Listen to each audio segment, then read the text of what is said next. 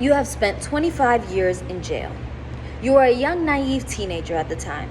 You were arrested for personal possession of marijuana. You did not have access to the resources for a good attorney or a strong support system.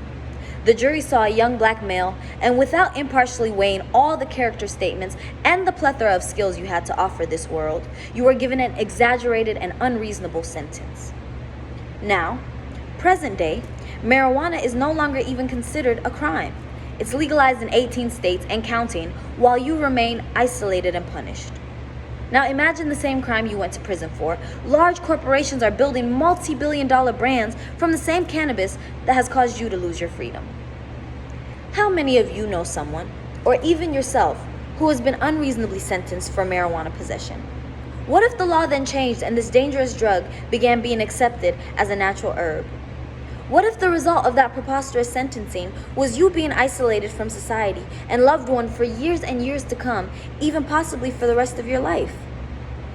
Citizens who are currently imprisoned for marijuana possession should have their sentence significantly reduced or dismissed due to the fact that marijuana is no longer a serious offense, as it is becoming increasingly legalized as well as being monopolized by large corporations.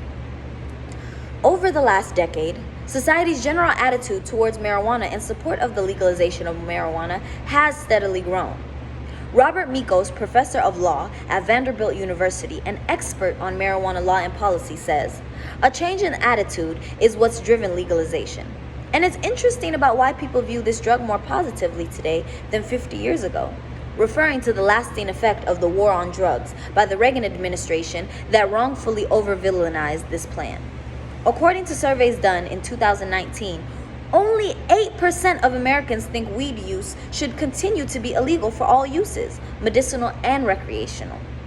Pew Research from 1969 shows that only 12% of American adults were in favor of legalizing marijuana, versus today's research in 2019, Pew found that 67% of American adults are in favor of legalizing marijuana.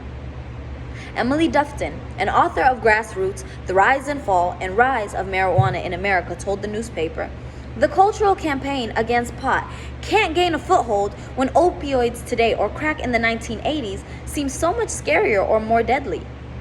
As more studies, information, and resources have been produced in support of marijuana use and the economic advantages of legalizing marijuana, as well as the lasting effects of marijuana convictions being publicly scrutinized, public and legal perspectives are changing. As of today, 37 states, 4 territories, and the District of Columbia legalized marijuana for medicinal use, while 18 states, 2 territories, and the District of Columbia legalized marijuana use for recreational as well.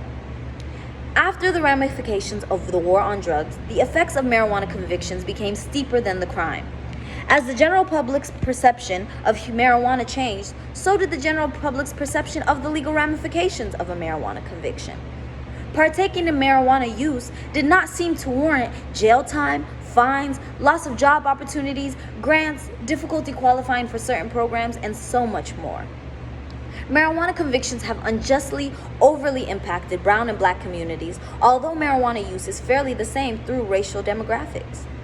The legalization of marijuana not only has lasting health benefits, decreased over-sentencing for petty crimes, but also would increase state and federal taxes and put more money into building our communities. As you can easily see, there are too many unethical and immoral dilemmas to support something so unforgiving as allowing past offenders to waste away for something that is increasingly becoming legalized. It is deterrent to continue to punish citizens for an offense that is no longer considered a crime and is now being monopolized and profited from large corporations. There are many constructive members of society with skill sets beyond our imagination. By locking these key members of society up and throwing away the key, we are ending any possibility of reform. The exaggerated sentencing of minor drug offenses that are now being legalized must end. Thank you.